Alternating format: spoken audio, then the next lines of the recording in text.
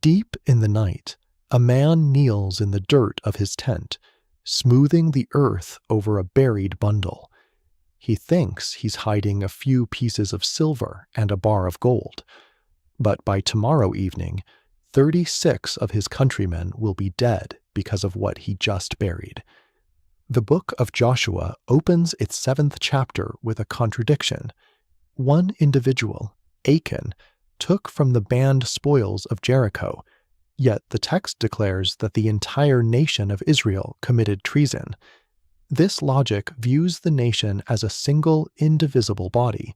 When one hand acts in secret, the entire organism carries the infection. In this framework, a private sin is never truly isolated. When one man wagers that the eye of heaven is blind to his tent, that choice alters the fate of every person sleeping in the camp around him. There are two ways heaven responds to a breach like this. One is a targeted blow, striking only the guilty hand. The other is what the commentary calls a turned-away face. A turned-away face does not aim. It simply withdraws the shield of providence, leaving the entire community exposed to the raw mechanics of chance. As the Israelites sleep through the night, resting on the confidence of their victory at Jericho, they have no idea their spiritual protection has just evaporated. National destruction doesn't require an active strike from above.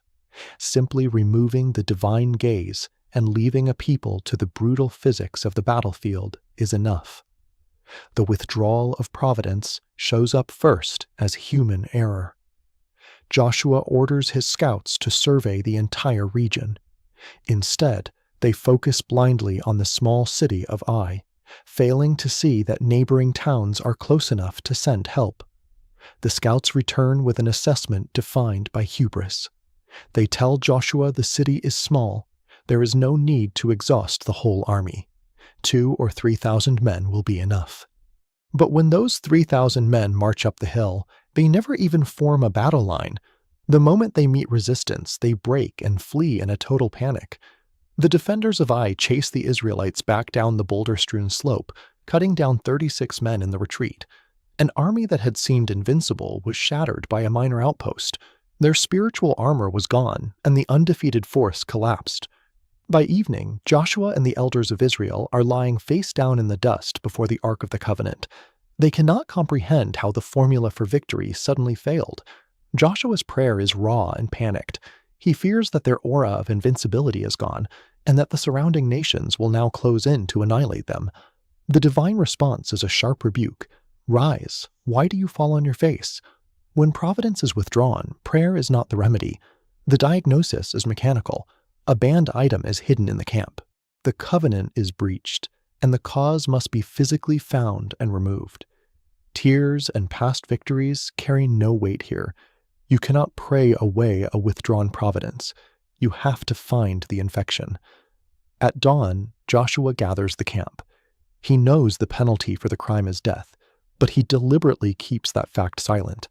He tells the people only that they cannot stand while the corruption remains, leaving the door open for a man who might never confess if he knew he was walking toward a fire. The search narrows through a lottery of increasing tension, from the entire camp to a single tribe, from a tribe to a family, from a family to a household, until the lot stops on Achan.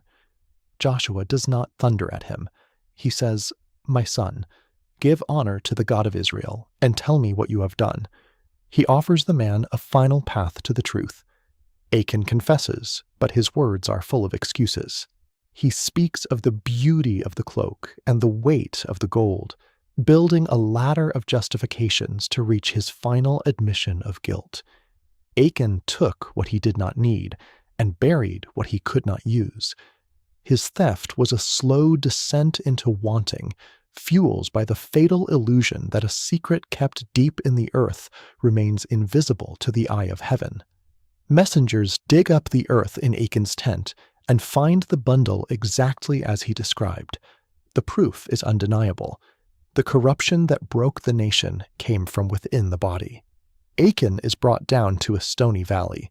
There is no triumph in what follows, only the heavy, solemn weight of consequence, as the execution is carried out by fire. Only by removing the hidden sin from the physical body of the nation could the divine face turn back toward Israel. The scars of the ordeal remain in the landscape, a permanent heap of stones in a place called the Valley of Trouble. The divine gaze is restored, but the Israelites still face the road to Ai and the imposing reality of the conquest that awaits them.